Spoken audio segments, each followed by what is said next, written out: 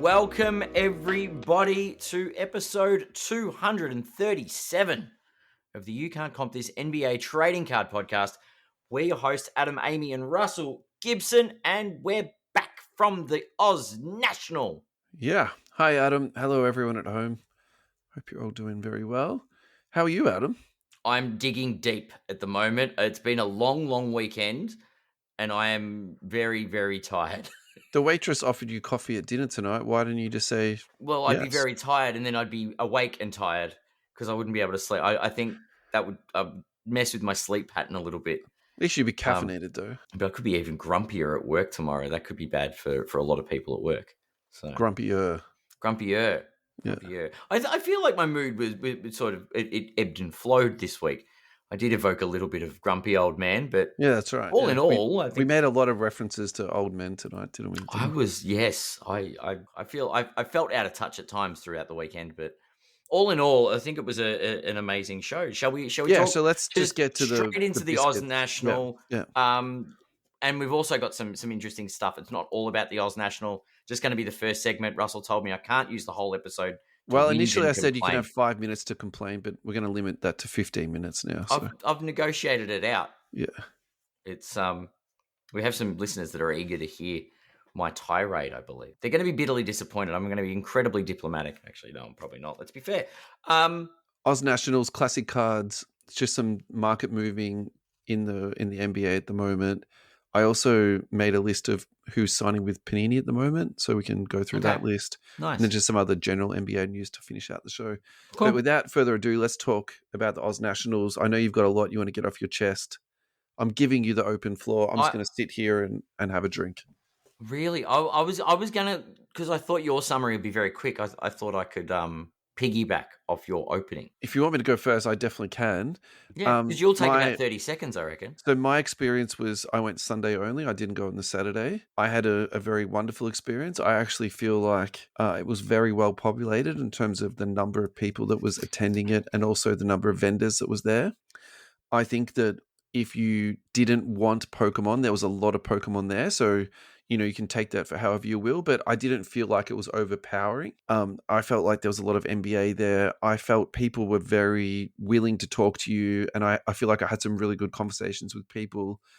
I think that I'm getting better at trading with people or just having the conversation around it. And I actually just really enjoyed just taking out my cards out of my trading box and, trying to get some deals with people. I feel like I got some good deals.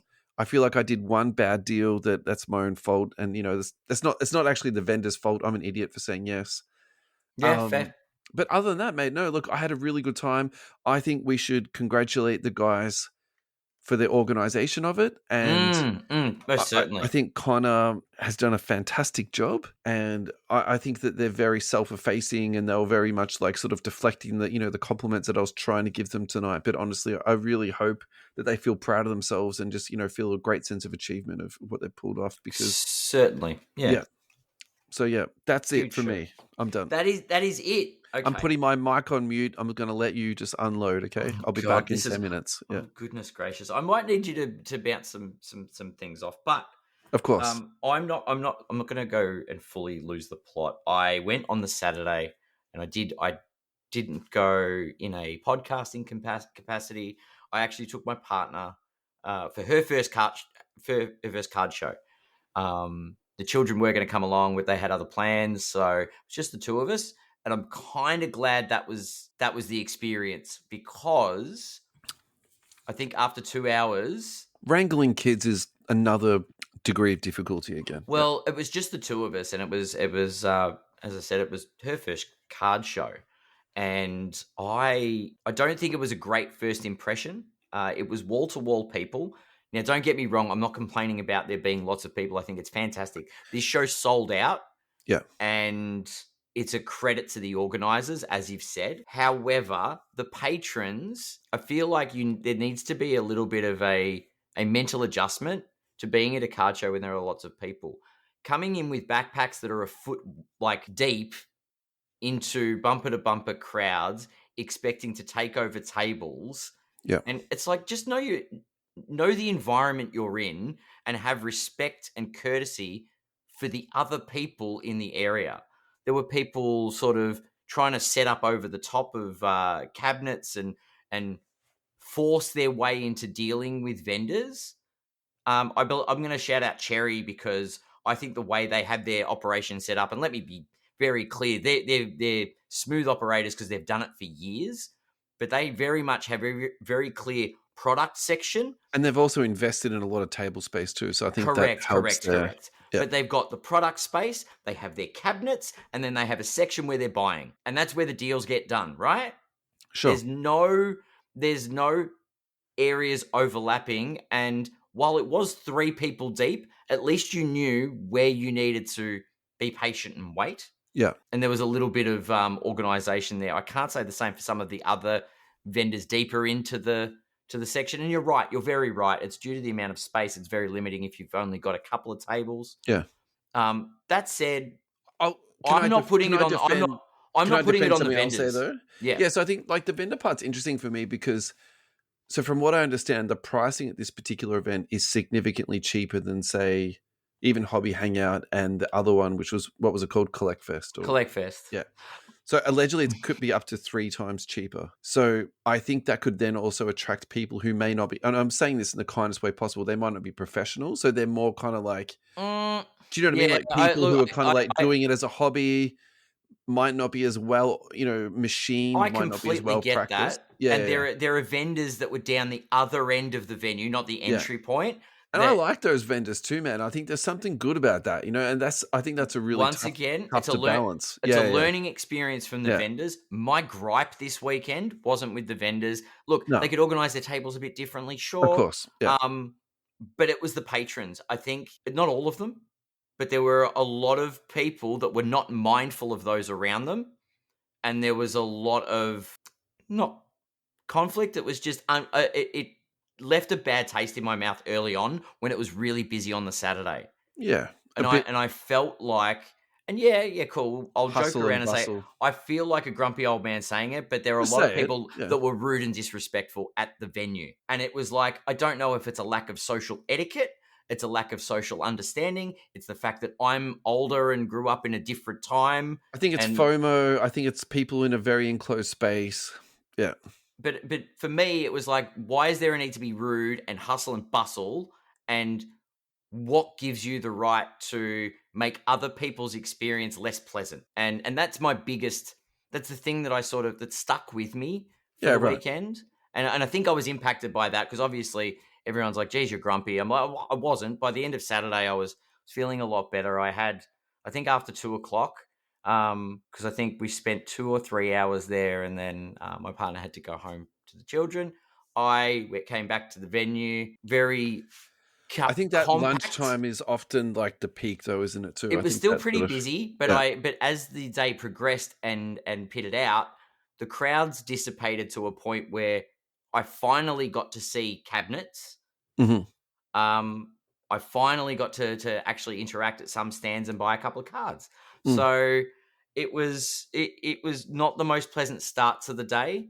I'm not saying it was poorly organized. Maybe the sellout, maybe some adjustments could have been made after sellout. I've heard some amazing thoughts and rumors about expansion of this venue.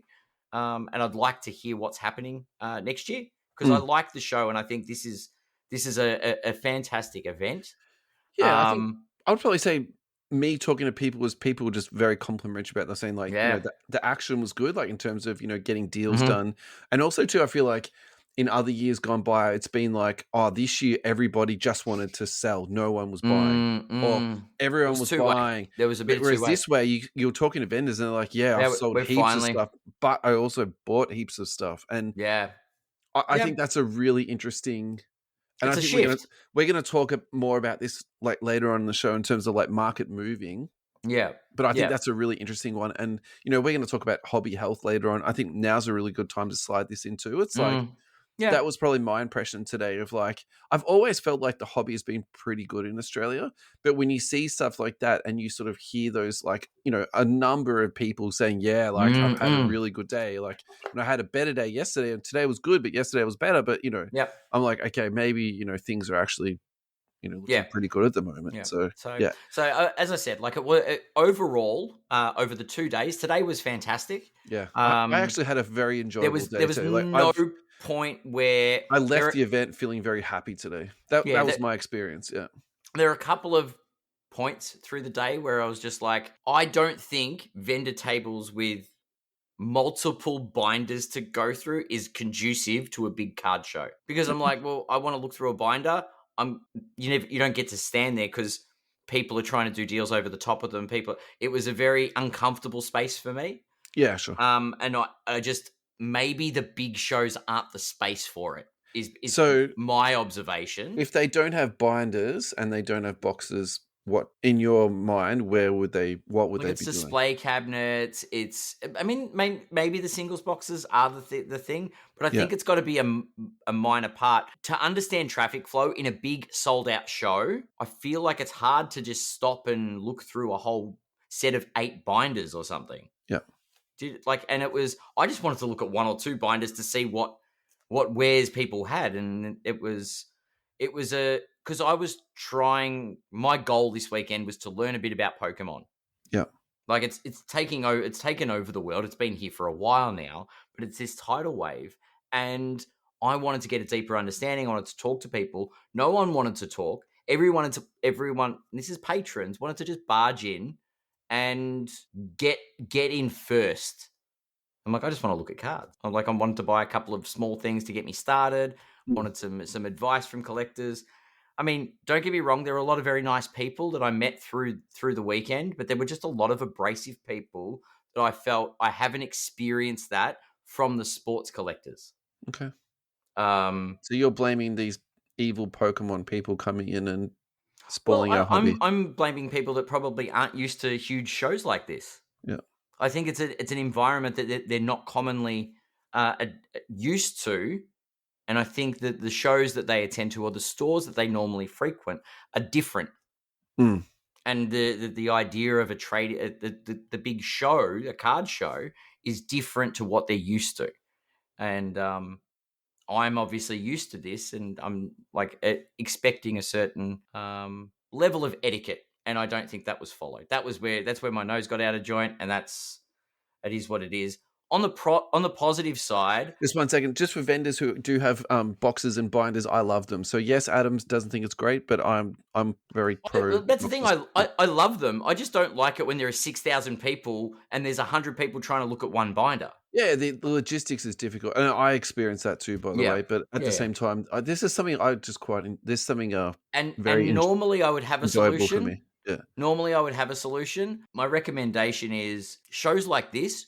Use it for your cabinets, your displays, and use it as a driver to drive people to where you sell. Yeah. Virtual binders, websites, etc. Like if you're local, drag them to your local store.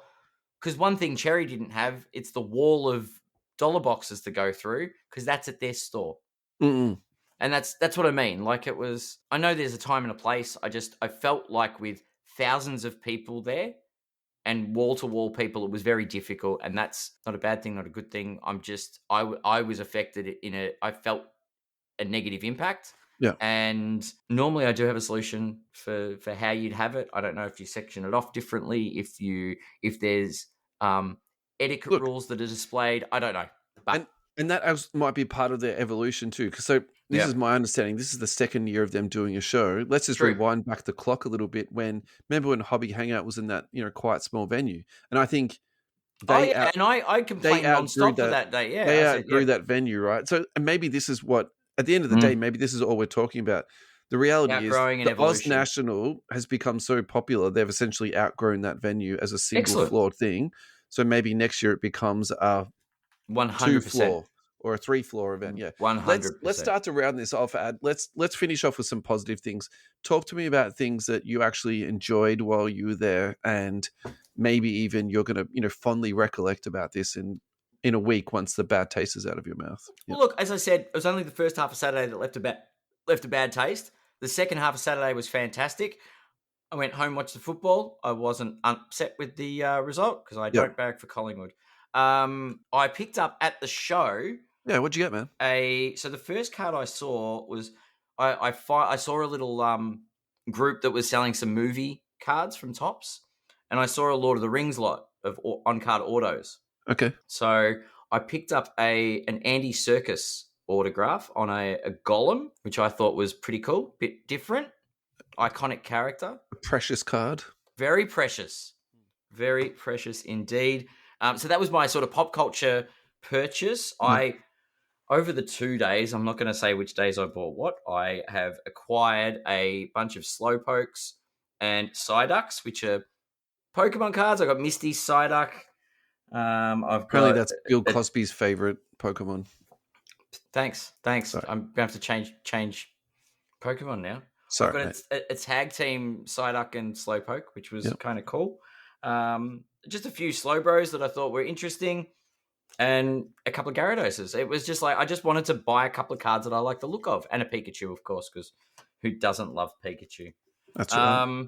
I also went and saw our friend Darren at the Melbourne Cardtell. Yep. Shout out to Darren, an OG. He had his just his normal repacks out, which I bought one of those, and that was there. And I was lucky enough to pull the Austin Reeves number to 25 auto. Not bad for a Lakers fan.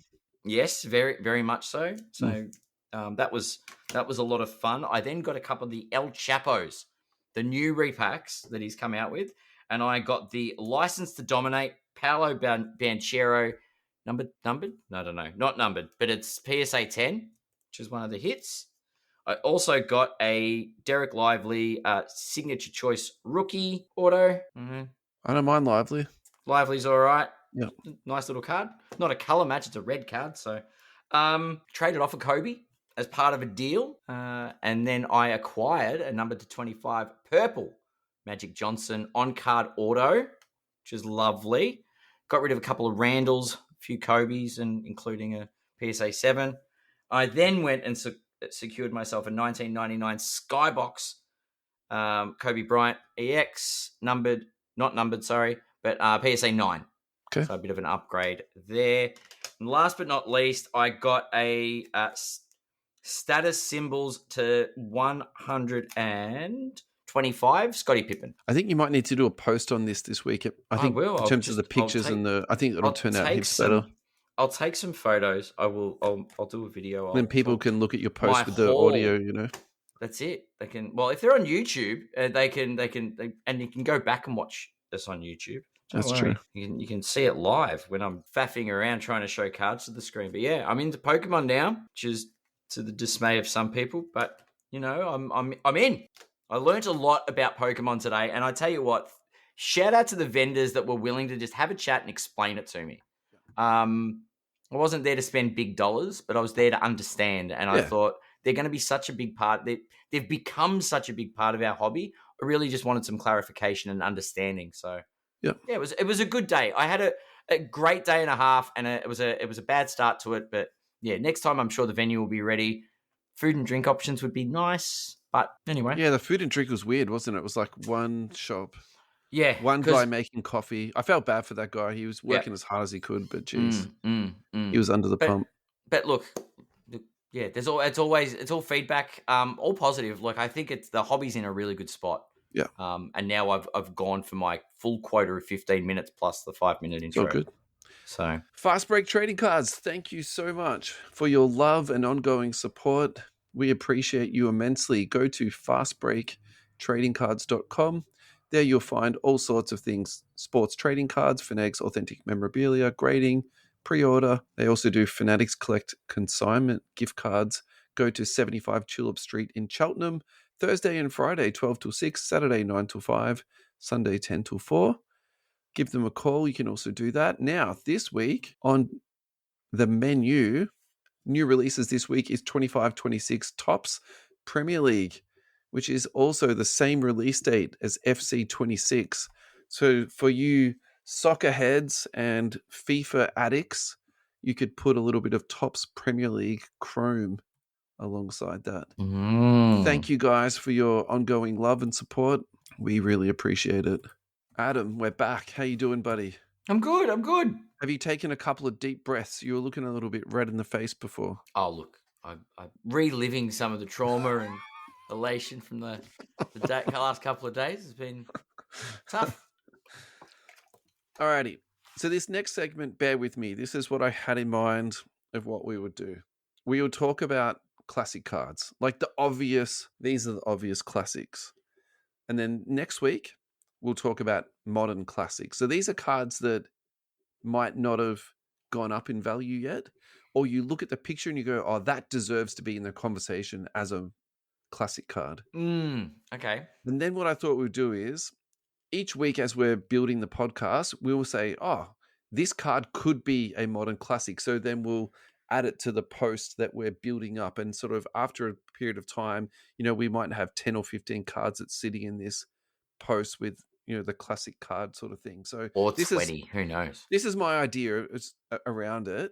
Very quickly, when I did put this up onto Instagram, almost someone straight away commented that Adam Gray just recently did something very similar to this. I actually didn't see that. I couldn't even find it on his post. But look, Adam Gray, if you are listening, which I'm sure that you're absolutely not, I do apologize if I'm doing some type of copy here unknowingly, but hopefully we can do our own spin on this. So I've just brought up a few different ones of what we can talk about. So if you go to Instagram, Instagram, okay, yeah. The one that says Russell's Picks in the post.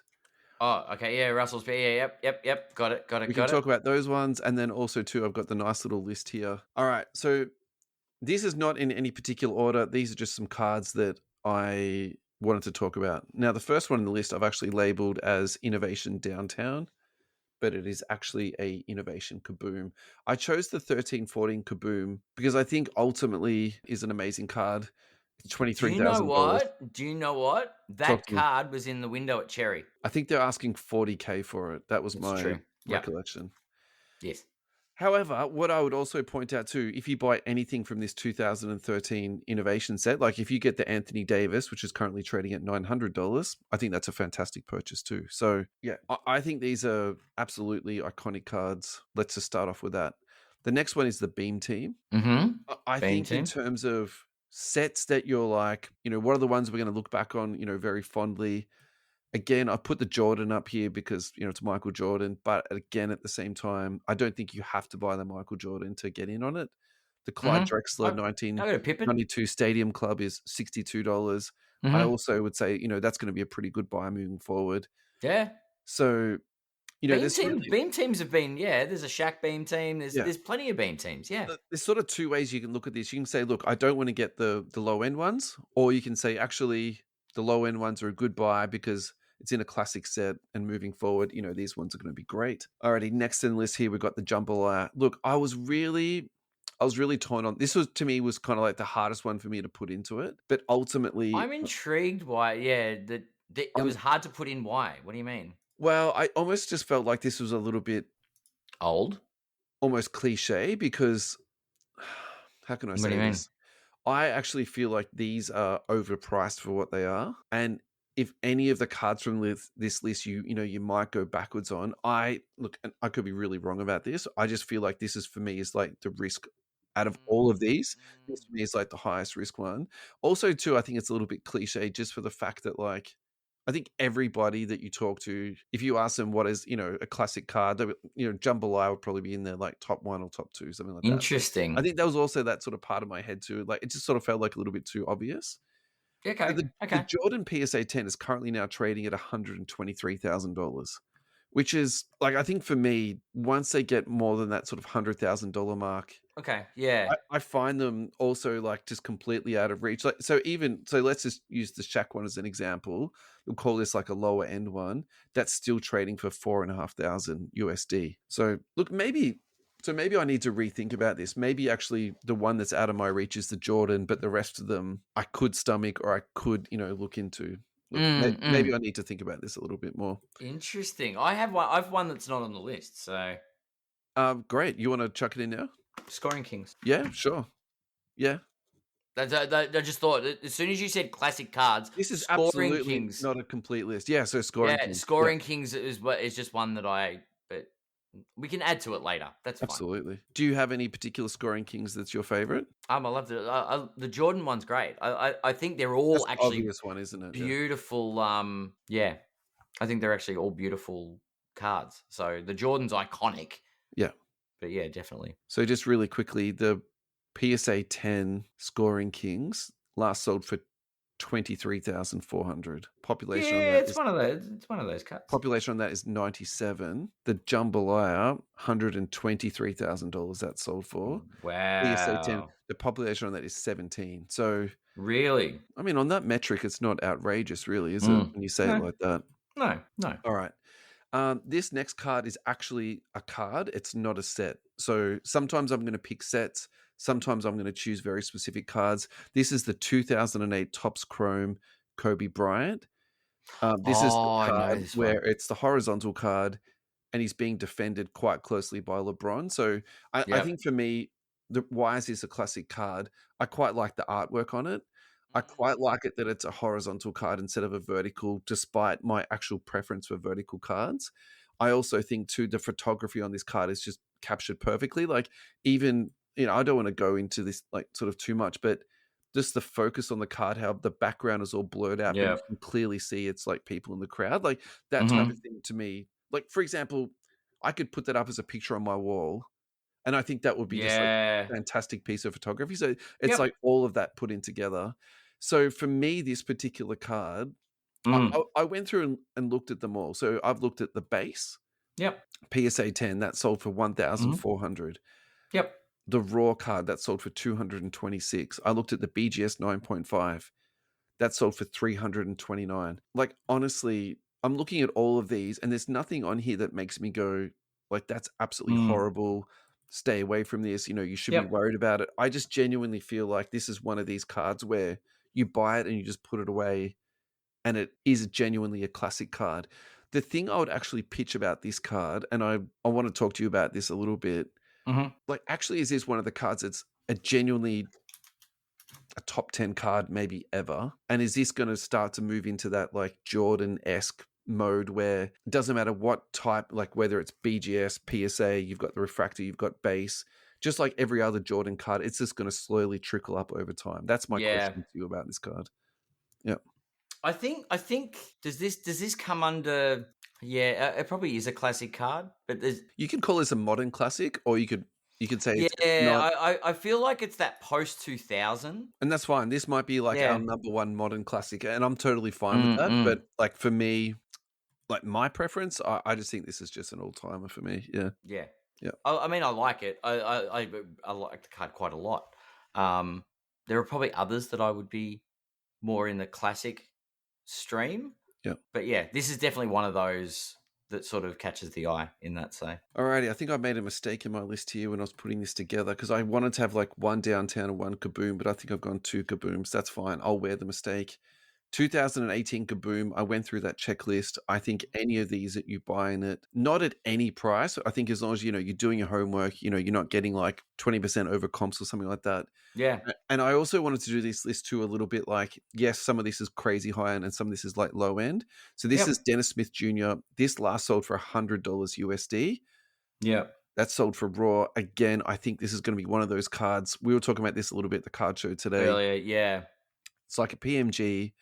Mm-hmm. It could be Sean Elliott. It could be Cedric Ceballos. It's not going to matter in 10 or 20 years' time. I think these cards are, going to be like that. And I think this is literally the definition of a modern classic is the Kaboom, right? that's fine. Yeah. And that's fine. This might be a modern classic. I wanted to put in at least one Prism card because I think at the end of the day, Prism is king. The design that I chose was the 2015 Prism card. Interesting choice. The Yeah. example that I used was the Nikola Jokic. I like this because there's no actual border on the card. It's kind of like built into the design. And there's something about that I think is very, and there's some symmetry on the card. There's some kind of like cool shapes that they've put into the background where it could be maybe a pyramid. It could be a triangle. It could be a square.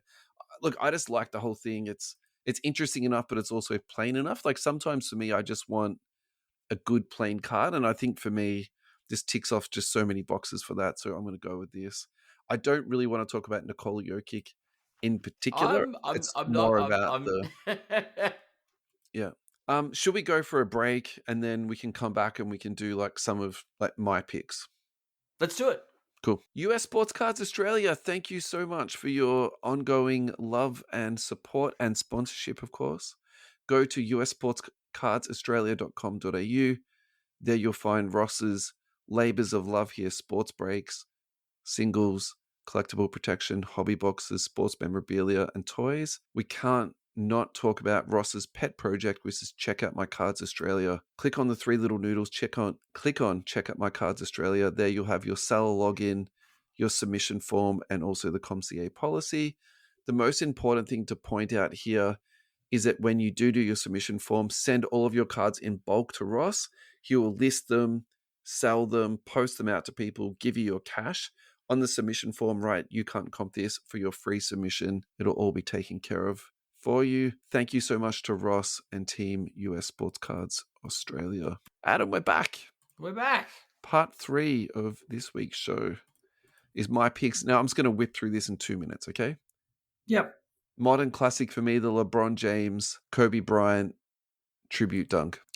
Kareem or Lou Alcindor rookie card, where it was that super skinny card. I just love this card. This for me is like, oh, here we go. Here's the downtown that I didn't put into the list before. I chose the studio year. I think for me, again, this particular year is just so nostalgic. Yeah. I loved the artwork in it. And really interesting, I feel like even the artwork stands up today. You know, sometimes when you look back at art sets, you're like, oh, you can see the foundation of it and they've progressed it and they've improved it every year. No, the storytelling, the graphics in this is just fantastic already. The Kaboom, I've already spoken about. The Beam Team we've covered. This one is probably like, you might quite appreciate this one. This is the Larry Bird, Dr. J, Magic Johnson. My favorite. Triple rookie card for Larry Bird, Magic Johnson. The one that I don't that I don't think is a rookie card. Yeah. Yeah. I had to put in Jordan's Fleer card. I didn't think we needed to talk about that just for the fact that, you know, does it really need to be said? This is an absolute classic card in this one here. Jambalaya. Great. So that's all of them. We've captured them all here. We did have a couple of Facebook comments. I just want to really quickly get to this. George Giolaris, thank you so much, mate, for commenting. He's put in Flawless and Upper Deck Exquisite. And if he had to pick one, he said Upper Deck 2003 Exquisite is his favorite cards. Yeah, look, I think out of those sets, the Exquisite cards have actually produced some absolute bangers, haven't they? So the cards that's coming to my mind is like the patch autographs from Jordan, the LeBron rookie patch autographs that all came out of Exquisite. You know, that stuff was like today's Flawless or, you know, really good national treasures, that type of stuff. Ryan Miller, did you vote in Adam Gray's The Real Guy 25 of 25? No, I didn't. The results from that and the 80-ish card shortlist is pretty much the answer to this question. Yeah, I couldn't even find it online. Yeah. So I probably need to chase that up. What cards else do you want to talk about as we round out this and we move on to the next topic? Look, I think you've hit all the big ones to sort of start with. I think as we go like through the 90s, there were a lot. I mean, I touched on Scoring Kings. I remember sets that had different ones. I remember center stage. Actually, Scotty James today at the show saw the Michael Jordan center stage. And that was one of those, I don't know if it's because it's a Jordan, but I remember like the Shaq center stage. But it's one of those, I don't know, some of those iconic insert sets. They're the lower end stuff. I mean, obviously we go to the higher end, the Kabooms, the downtowns that we're experiencing at the moment. Sure. I guess from my side of things, I just want to, I'm really looking forward to seeing, and this is not blowing smoke up our friends at Tops or Fanatics, but I'm looking forward to what they bring in the coming years. Because I think we've got our modern classics from Panini. I think we had a few things from Upper Deck. There wasn't a lot. But the Panini era brought us some really nice case hits. As much as people have complained about Panini, they took over something that no one even wanted to touch on. Yep. Created some amazing cards. Yeah. Created some amazing artwork. And yeah, have really built up a product line that actually I think is going to be quite hard for Tops to fit into. I was actually talking to someone about this today, so I'll do this really quickly before we like go into a massive tangent. I don't think people realize how much product Panini are making at the moment. Yeah. And I'm actually worried that if Tops can't fill that vacuum, prices, like we're talking about prices being high now, Like, Yeah. what if price product doubles in the next couple of years? Like, if scarcity becomes a thing, like, why wouldn't the after sales drive the market crazy? And actually, this is the perfect segue into our next topic. So our next topic is basically just the current index. I wanted to talk to you about this. I got here just basically hobby news. Let's just Yep. see if we can Call it quickly hobby. go Yeah. through this. Yeah. So if you go to card ladder, indexes, and basketball, look at stats, and you look at the all-time graph. If you just click that link there, and you'll bring it up. It's the I was doing it manually. current index. Yeah. So if Yeah. you're at home, you can follow those instructions though.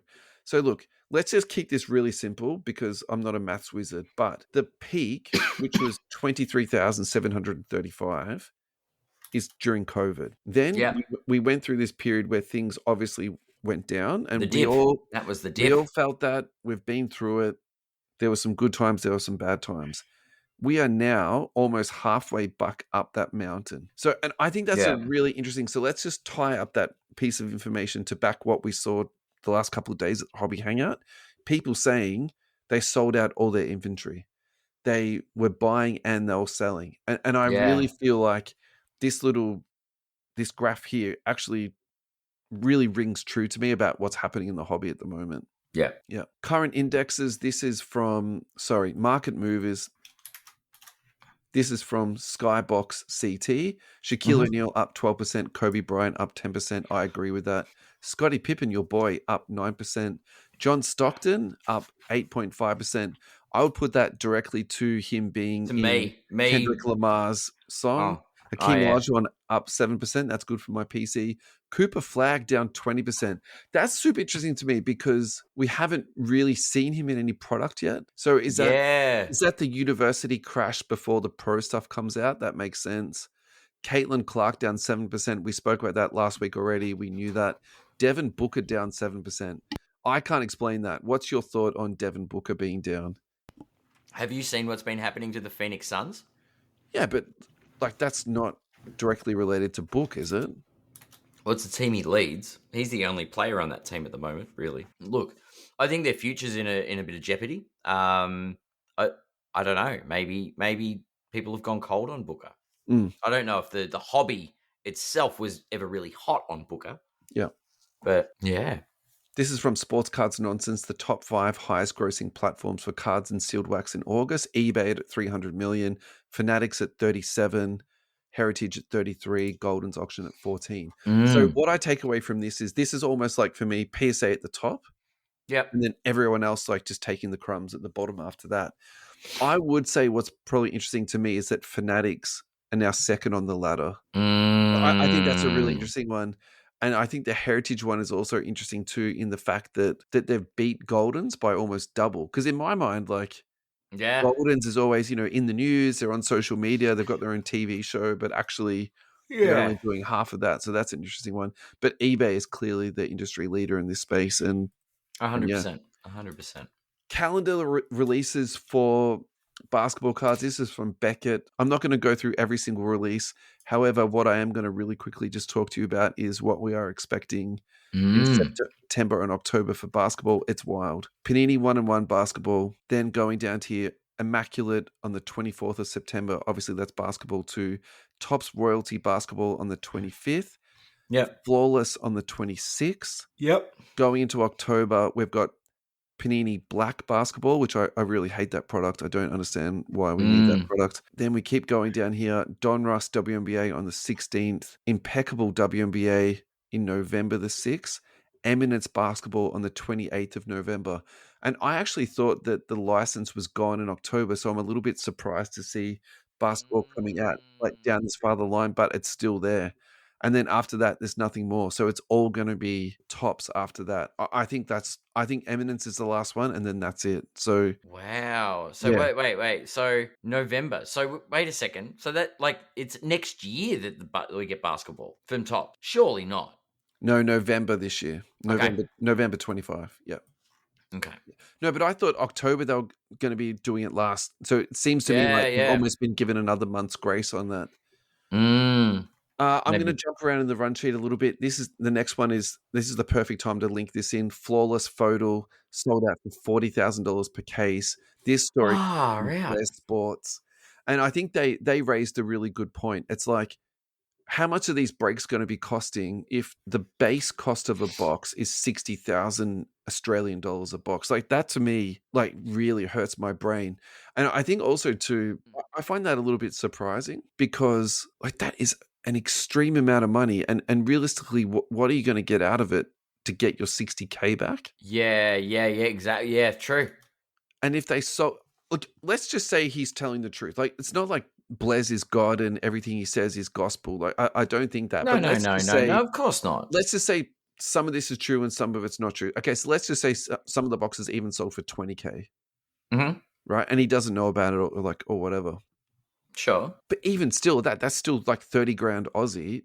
Like again, what are you getting out of these boxes? It's going to like break even on it. What is going to? So I find that like quite interesting. The other thing I find quite interesting about that is because the Dutch auctions is direct to the public. So it's like there's no middleman, there's no distributors. You're bidding and buying off Panini and Panini distribute it out to you. So I wonder like the fallout of this is actually Fanatics is seeing this and they're like, right, we can charge $50,000 for a high-end box and not even blink on this. 50,000 Aussie, right? Yep. Or we can charge 40,000 Aussie. We still look like the good guys. We're still charging, $10,000 or $20,000 less, and we come back. Like, I'm a little bit lost for words on this, to be honest. Like, where are you at with this, man? I feel like there's a group. We'll call it a group. There's some serious money in this hobby right now. Yeah, there's tiers in this hobby, isn't there? And I think this is an example. And there are some serious players in the hobby, and I feel like it's one of those things where it's like, this is that club. Yeah. It's the, like, it. These are the high rollers, the VIPs. Correct. Yeah. I don't know if we've got people joining forces to buy into these things together, but maybe it's just a dinner party thing. Like everybody's saying that sports cards are the new thing to do, so let's grab a case for dinner. For a dinner party or a poker night. What are we going to do? We're going to have a break 2 hours in and we're going to bust a case of cards. Like, I can't fathom life in that world, but that would be cool, hey? It's interesting. In the comments, like, people are saying, oh, the breakers are ruining this hobby. And I think there is some truth to that. I also wonder too, I could be very wrong about this, but I wonder if people are buying this to put away because Flawless is a product that doesn't come with redemptions. There's no hold on the product in terms of that at all. So, you're not worried about getting points. You're not worried about getting this and that. Like, the product is a finished product. If it is going to be the last Panini product, and also too, they're going to load it to the hilt. So we've already seen that with Silhouette, right? So it's the So Silhouette was his product that essentially they've just loaded that to the absolute eyeballs. Are they going to do the same thing with Flawless? Yeah. Eminence. What's Eminence going to look like this year? Is that going to be just like for sure. I think the end it's going to go out with a bang, right? Yeah. Surely Panini. I wonder if they've got anything, because we were talking about it today at the show. Do Panini have any sheets of Kobe stickers? I believe I believe they don't. I don't think they do because there was a lot of people that had unfilled redemptions. Yeah, fair. To fill those, they created that Mamba mosaic set. Remember that? Oh, yeah, true. And they sent out those packets to people instead of Kobe autos. And there was a lot of people that went very backwards on that. Yep. Fair. It's a very, very astute observation. Not backwards, very backwards. They lost a lot of money. Very backwards. Yeah. Yep. All right. I want to do the rookie autographs, but let's take a break and we'll come back and we can just sort of like take Wrap our it time up. and go through that. Yeah. Let's do that. And we're back. How are you, buddy? Are you ready for the last? I am ready for the last set. Let's do this thing. So again, I'm not the greatest maths man, but at the moment we only have 2 sponsors. We will be having a third sponsor if I get my act together, maybe next week. I think I can announce this now. Neon Trading Cards are going to come on and sponsor us. This is something that's very much been a long time in the making for us. So nice. We're very happy that we've come to an agreement with those guys and we're looking forward to working with them. So we feel like they complement our 2 other sponsors and that they're slightly in different areas of the hobby. So no one's stepping on each other's toes. I really like that. I think this is going to be that's what we want. Yeah. A good collab for us. All right. Now, this next story, this could go really badly or it could go really well. But I sat there and I went through. So if you go online to Panini America, you can go onto their shop and buy Panini instant cards. And they've got some rookies from this year's class in that. So I thought what would be interesting was I would create a list of every single athlete that is on that page.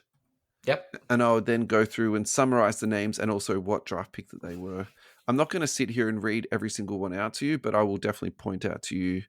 I'm trying to share the screen, but I think it paints a pretty glaring picture. Yeah. So there's 20 athletes in total. Most of them are second round picks. There are some first round picks in there. There's also an undrafted gentleman by the name of Dink, excuse my pronunciation, Pate, Pate. Yep. Could be Pate, but Dink Pate. Not sure. Yeah, could be that. The people of note who did sign is Jeremiah Fears, pick number 7. Mm-hmm. Nick Clifford at pick 24. Yep. Derek Queen at pick 13. Yep. The most notable of all of them is VJ Edgecombe at pick number 3. Yeah, for sure, And for sure. I think in terms of instant impact, you could buy him because you might make an argument if Philadelphia are okay this year, they could have a deep playoff run. However, I know Embiid's knees apparently are really bad, so yep. Let's not hold our breath too much there. I'm not going to get overexcited like I did last year. Now, really interesting though, the VJ Edgecombe autograph numbered to 10 is selling for $350 on the Panini Instant website. So I'm putting this to you. Would you buy, hold, or sell that at $350? What's the card? It's an auto. VJ Edgecombe Panini Instant autograph. Look, let's just assume we've been Panini'd and it's going to be a sticker. Yeah, true. Number to 10. Number to 10? Yeah. I'll buy at that price because I don't think there's going to be any rookie. So this is the play on this. Why you should buy instant cards. I don't think they're going to come out in any official NBA products. Well, I was going to say Topps won't have the license to. Yeah. So this is the genuine sort of like crossover period. Do you remember last year with the Nautograph? No autos? Correct. This is the reverse of that, right? So Topps don't have the rights to these autos. Yeah. Maybe though, look, I'm going to assume that Panini's still going to be making cards in some fashion. So there might be an unlicensed VJ Edgecombe, and he's going to be the centerpiece of their product, next year. Like, who knows? And that very well could be the truth. I think what I'm just, talking about here is, and the reason I also bring this up a little bit is because I think the instant stuff that Topps has done so far has been like 10 out of 10. So yeah, for sure. Yes, Panini have always done it, but maybe now that Topps are doing it, people actually might take a bit more attention to these spaces and go, actually, look, there's a couple of prospects on here that, actually worth looking at. There's just two more I'll really quickly mention. Trey Johnson III at pick 6 and Igor Demon at pick 8. So, there's not like nobody's here. You actually go on here, and also Nolan Traore at 19. So, like I said, I won't read the whole 20 through the 20 list. Final thoughts on this ad. What's your takeaway from this? It's an interesting one. It's a bit of a niche, but it's part of that whole overlap. It's very niche. Yeah. It's part of that whole overlap, but maybe there's an opportunity in there. If VJ Edgecombe is pick 3 is a star, then you don't have to gamble on packs. You don't have to gamble on boxes. You don't have to gamble on breaks. Bang, take here's my card. Yeah. Bang. Like there is something about that kind of appeals to me. It's there is an element of taking a risk, but taking a calculated risk. Yeah. Yeah. All right. Let's just do a bit of casual hobby conversation to round out today's show. Look, this one's a little bit of a long one, but I think what we can probably do is just summarize it really quickly. The regular season has ended. This is from Max Cook on WNBA Cards, Buy, Sell, and Trade. My thoughts on what to write about is that WNBA regular season has ended. I'm just going to pick out some of the highlights here. So Caitlin Clark peaked 1 week before the season started. Since then, her value has stayed low and kept falling, and she's now the biggest value dipper of the year.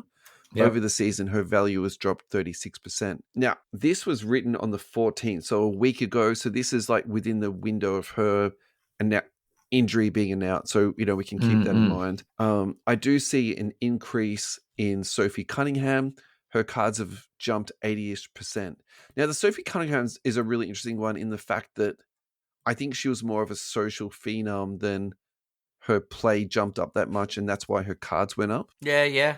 And I think there is that degree of whether sex sells or there is that sort of, component to some of the WNBA stuff, but I don't see that as a massive deal. I'm True. excited for the playoffs and predicting the Aces will win the championship. They are hot and the team is playing well together. In my opinion, they are very well coached. The Dream has struggled in the last few weeks, and I'm predicting the Fever will upset the Dream in round one. Kelsey Mitchell is on fire. The Dream doesn't have a good matchup for her. She'll dominate the 20 plus points per game. Where is the love for her hobby? Her biggest card in 30 days is Origins Order at a 99 and a rookie holo 35 and $110, really. So again, I think that WNBA is also very similar in the NBA that you can find pockets of value. Agreed. Yeah, But on players. Yeah, yeah, I've just we just need to be mindful with the WNBA that the pool of collectors is smaller and the pool of interest in the league is smaller than its counterpart in the NBA. I think that is true. There's a I level think of relevance there, so the cards, even though they're the same quality, I think the the counter demand argument is to lower. that is like the product has been out there for a little while, Mm-hmm. and I think that the popularity is increasing. So if you've already been in and you've been collecting it because you love it, you actually can now, Sure. like, the cards are actually becoming a little bit more liquid. Mm-mm. And I think taking the Caitlin Clark thing out, my observation of the WNBA hobby the last few years is that there's just more people that are dabbling in it. Sure. And I see your point, and I actually don't disagree with it, but I also think too it's becoming more of a thing. And I think if you're like a betting man or a betting person, you'd be like, actually, in the next 5 years, we're probably going to see another doubling in this. So I think Yeah, that's where people, I yeah, don't get me wrong. I yeah, think there's a following, but I'll use it of like, okay, NBA cards or NBL cards. no, no, it's the exact same argument. It's the same thing. Yeah, Like yeah. I'm like, WNBA, yeah. I just thought I'd take the men's and women's aspect out of it I and mean, go, let's look at ironically, the I would NBL. actually pick WNBA cards over NBL cards, though, with There some you go. very There you small go. exceptions. Yeah. But it's that smaller market, so let's not like it's not going to replicate. Yeah, exponentially anyway. So yeah, the for sure. Caitlin Clark stuff is sort of like an anomaly in that smaller market. Oh, absolutely. No disagreement But I there. think it's fun in when it's a smaller market because you can have some fun with it and the product's not through the roof and you're not overpaying for stuff. You sort of it's a hobby. It's not the stock market. Yeah. This next story is from Alt XYZ Official. This is about a one-of-one nebula of Azure Thompson. Azure being the Detroit Pistons gentleman. This card is up over $34,000 since November to become the Yeesh. most expensive Azure Thompson card of all time. All right. This is my prediction on this kid here. I think he is going to have he had a good year last year. I think he's going to have an absolutely banging year this year. I think with his growth, Cade Cunningham's growth, the Pistons' growth, I'm very, very excited in this Azure Thompson, Detroit Pistons, Cade Cunningham space. So I was talking love to this. someone today Yeah. about it. I said, you know what? Given the teams that blew it up, Indiana and Boston might not even feature in like a home court series in the finals because 100%. we're looking at 100%. New York, Orlando, Cleveland, the Pistons, Atlanta. Like it's Yeah. nuts. Exactly. Yeah. I think this year's going to be really open. I think even in the West, there's going to be a bit of movement here. Cool. This next one, I kind of hope you know about this because this is a really weird niche NBA story. This is about Jeff Teague. The NBA 2K one? For some weird reason, people online in the NBA 2K game started doing this thing called Teague Time, which is a player that has no pants on or in the game see-through pants and wearing a Jeff Teague jersey, to the point that this is now overflowed from the game into his jersey sales, and it's one of the top selling jerseys currently in the league at the moment. Where they're just wearing the Teague, in their jocks and the Teague jersey. Yeah. It's just that was wild. apparently, but that was friends of Teague's that were doing it, wasn't it? Wasn't the story it was his brother or something? Or I got no idea. like, yeah, now it's become a thing. I just the internet is a scary place, isn't it? You tell me like the conspiracy theorists out there, like, correct me if I'm wrong, but people are like, oh, there are subliminal messages and mind control. If people are going out and buying a Jeff Teague jersey because there was a glitch in NBA 2K, people are cooked. I'm looking at some of this dude's price at the moment. So his 2013 Logan patch autograph to 4, that sold for $1,349. 2012 Prism Panini Gold number to 10. That sold for $660 at PSA 9. Jesus. I got to tell you, if these people are like out buying this stuff because of Teague time on 2K, this stuff is wild. I got a lot of respect for Jeff Teague, so don't think I'm like talking smack about the guy. I don't think these cards are worth this for 1 second. Eminence, Jeff Teague All-Star Jumbo Patch, 1-of-1 game use. That sold for $300. Actually, I'm okay with that. That's actually a beautiful. I love Eminence. It's a beautiful good patch. value. Yeah. Good value. Yeah, for sure. That's wild. All right. Yeah. You Jeff Teagers out there, look, it's fun. The internet can be fun sometimes. This is a good example of the internet being fun. Yeah. This is just a bit of a froth card. This one here. This is a Magic Johnson Kareem dual autograph. This is actually from the Panini America website. Showtime. They both put custom autographs on it with Showtime. Do you know what would...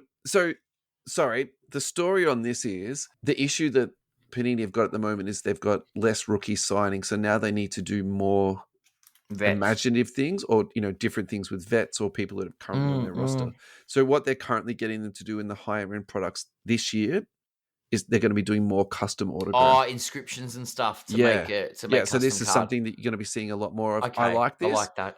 I would have liked to have seen, say, Showtime by Magic and then maybe like Hookshot by Kareem, something like that. Because I feel like Showtime. Yeah. Like, did you need it twice in the card? That's my only tiny criticism of that. Otherwise, I love this. I think this is double better than an autograph, if that makes sense. Like, this is... Yeah. It's just like having two autographs. I love this. Alrighty. Tim Duncan. I love Tim Duncan. This is Timmy just D, for me. The old fundamental. Is that flea metal? Yeah, this is from Card Ladder. Our friends at Card Ladder, 1997 Metal Universe Champions card. Precious Metal Gem number to 50, PSA 8 on this. So, not particularly a high grade. Like, in these days standards, a PSA 8, no one wants a PSA 8. Pop 7 on this. It's sold for $35,400. I just about said $247,000, but that's the market count. Yeah. True. Look, I like this. I like this a lot. I think it's good that Tim Duncan is getting some hobby love in this space here. I do wonder how much of this is about the card versus the player per se, but at the same that's time, a good point. That's a good point. It's still Tim Duncan. I'm just going to love it for that. Great. EuroLeague starting 5 or All-Star 5, Dennis Schroeder, Luka Doncic, Şengün, Giannis, and Franz Wagner is our 5 guys here. I think that we've spoken about Luka and Giannis enough, so why don't we just really quickly check in on Wagner and the big guy, Şengün, really quickly on their pricing. I think that would be good. We can do that. Can I just say very quickly? Yes. I'm backing the rest of the world for All-Star Weekend. I can't wait for that, by the way. I think this is the best thing for basketball in a long time. The rest of the world is winning the All-Star game. Yeah, but at least they'll try. They won't have to. Have you can see the lineups they can put out? I just think they'll at least compete. Oh, look, but you notice there's one European name that's not in that, right? And it's the best player in the world. Luka at the 1, Schroeder at the 2. I don't mind that lineup. Şengün's coming off the bench, though, because Jokic is starting. Yeah, sure. But that's crazy. All right. I've picked out one Şengün card. It's his highest ever sold card. National Treasures, rookie patch autograph, Logoman.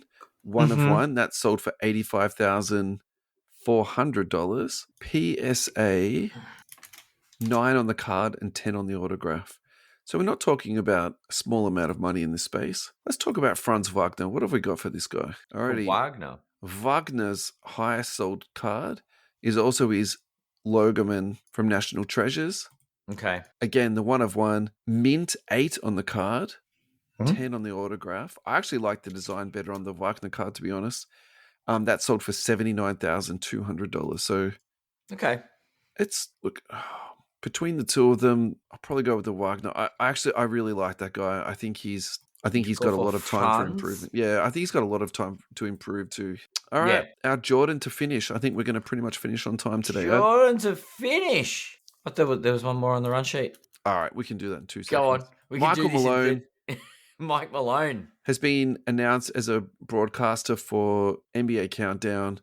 I am 12 out of 10 excited for this. I think he was done dirty by the Nuggets. He doesn't deserve to be out of the league. And to get somebody with absolute savant level knowledge and understanding of the game to be now commentating, giving us insights. I'm like, this is just, my house of church. So, Yep.